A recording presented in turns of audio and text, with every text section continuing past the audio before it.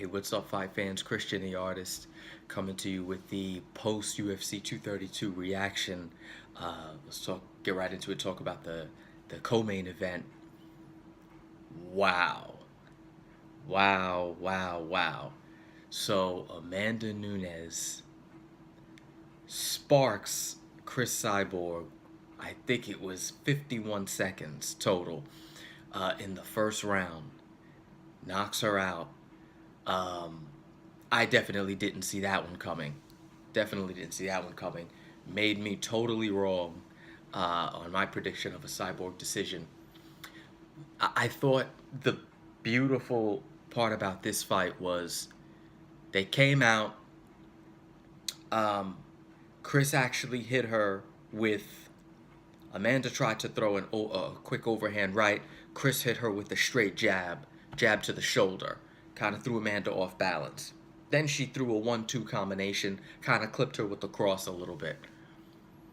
And then after that, Amanda threw a leg kick. And credit to Amanda and her team that said that they noticed that Chris is heavy on her front leg. They threw a leg kick, and it literally just knocked Chris off balance. And when that happened, as she's recovering, Amanda cracks her with a straight right hand. Once that happened, you could tell that Chris's strategy just went out the window. She reverted back to the Cyborg of old, and she just became a brawler. She wanted to get that immediate get back. And as I said in my last video, when Chris gets excited, those shots start coming at more and more circular angles rather than straight. Rather than straight and calculated, they come wider and wider. And as she's going wide, and as she's going even more wide, Amanda, I said, would have to stay composed. I said at a certain point in the fight that was going to happen. And Amanda was going to have to maintain her composure and fire back straight down the pipe, which she did.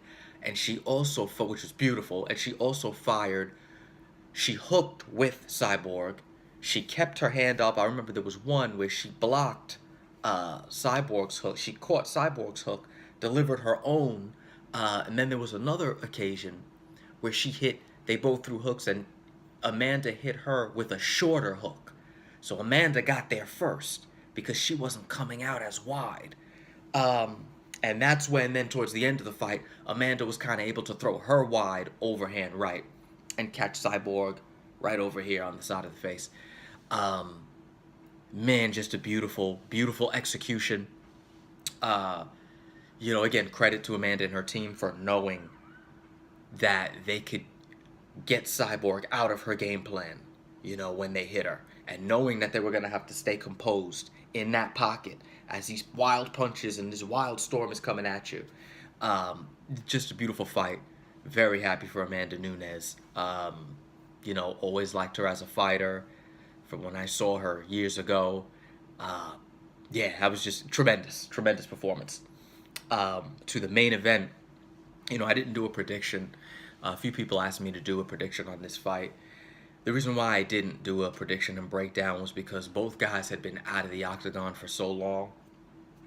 I really didn't feel that I could be as thorough in my breakdown as I would have liked to be. I didn't know how each guy was going to look.